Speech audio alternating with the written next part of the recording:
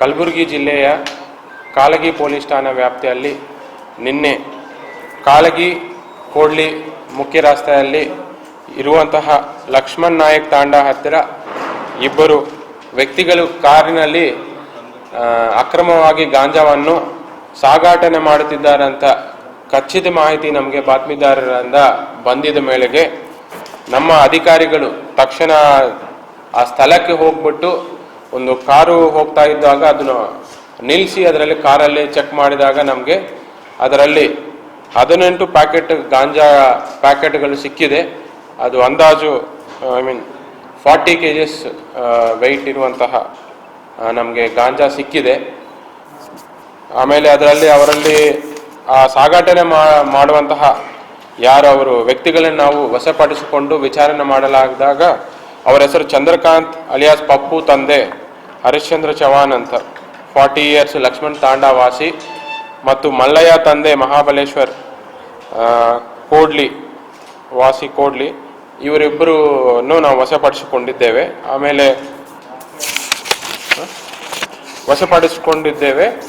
ತದನಂತರ ಏನು ನಮಗೆ ಸಿಕ್ಕಿರುವಂಥ ಗಾಂಜಾ ಪ್ಯಾಕೆಟ್ಗಳನ್ನು ಸೀಸ್ ಮಾಡಿಕೊಂಡು ಪೊಲೀಸ್ ಸ್ಟೇಷನ್ಗೆ ಬಂದು ನಾವು ಕಾಳಗಿ ಪೊಲೀಸ್ ಠಾಣೆಯಲ್ಲಿ ಗುನ್ನೆ ನಂಬರ್ 10/2025 NDPS ಆ್ಯಕ್ಟ್ ಅಡಿಯಲ್ಲಿ ನಾವು ಪ್ರಕರಣ ದಾಖಲಿಸಿಕೊಂಡಿದ್ದೇವೆ.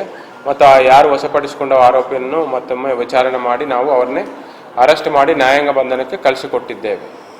ಇದರಲ್ಲಿ ಮುಖ್ಯ ಪಾತ್ರ ವಹಿಸಿರುವಂತಹ ಶಾಬಾದ್ ಉಪವಿಭಾಗ DSP ಆಗಿರುವಂಥ ಶಂಕರಗೌಡ ಪಾಟೀಲ್ ಅವರಿಗೆ ಮತ್ತು ಚಂದ್ರಶೇಖರ್ ತಿಗಡಿ ಸದ್ಯ CPI ಕಾಳಗಿ ಪ್ರಭಾರಿ ಇದ್ದಾರೆ ಅವರಿಗೆ, ಮತ್ತು PSI ಕಾಳಗಿ ತಿಮ್ಮಯ್ಯ ಅವರಿಗೆ, ಮತ್ತು ಅವರು ಟೀಮ್ ಆಗಿರುವಂತಹ Hussain HC 199, Naseer Miya HC 116, Sangamesh CPC 307, Ambareesh CPC 324, Basappa CPC 347, Shivraj CPC 459, Shrishail CPC 336, Maruti CPC 302, ಮಂಜು CPC 599, ಮೌನೇಶ್ CPC 299. ಈ ಟೀಮ್ ಅವರಿಗೆ ನಾನು ಅಭಿನಂದನೆಗಳನ್ನು ಸಲ್ಲಿಸುತ್ತೇನೆ. ಮತ್ತು ಇದು ಅತ್ಯಂತ ಉತ್ತಮವಾದ ಕೆಲಸ ಮಾಡಿದ್ದಾರೆ. ನಾವು ಈಗಾಗಲೇ ಹೇಳ್ತಾ ಇದ್ವಿ, ಜಿಲ್ಲೆಯಲ್ಲಿ ನಾವು ಮಾದಕ ವಸ್ತು ಮತ್ತು ಗಾಂಜಾ ಆಗಲಿ ಇದ್ರ ಬಗ್ಗೆ ನಾವು ಸಾಕಷ್ಟು ಮಾಹಿತಿ ಕಲೆಕ್ಟ್ ಮಾಡಿ ಕಠಿಣವಾದಂಥ ನಾವು ಆ್ಯಕ್ಷನ್ ತಗೊಳ್ತಾ ಇದ್ವಿ.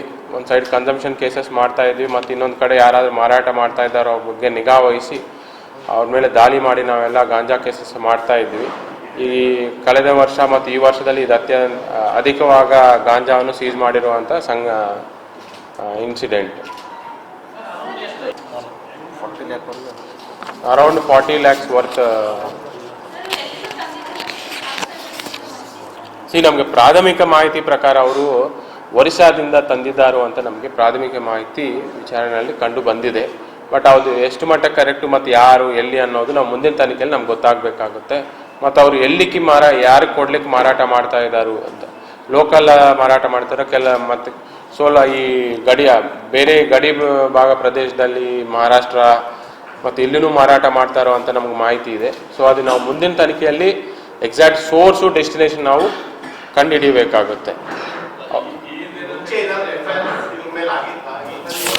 ಈಗ ನಮಗೆ ನಿನ್ನೆ ಪ್ರಾಥಮಿಕ ವಿಚಾರಣೆ ಸಮಯದಲ್ಲಿ ನಮಗೆ ಗೊತ್ತಾಗಿರುವುದು ಅವ್ರ ಮೇಲೆ ಸಿಂದಗಿ ಮತ್ತು ಕಲಬುರಗಿ ನಗರ, ಬೆಂಗಳೂರಲ್ಲಿ ಕೇಸಸ್ ದಾಖಲಾಗಿದೆ ಅಂತ ನಮಗೆ ಪ್ರಾಥಮಿಕ ವಿಚಾರಣೆಯಲ್ಲಿ ಗೊತ್ತಾಗಿದೆ. ಮತ್ತು ಇನ್ನೂ ಬೇರೆ ಕಡೆ ಎಲ್ಲಾದರೂ ಕೇಸಸ್ ಆಗಿದೆ ಅನ್ನೋದು ನಮ್ಮ ಮುಂದಿನ ತನಿಖೆಯಲ್ಲಿ ತಿಳ್ಕೋಬೇಕಾಗುತ್ತೆ.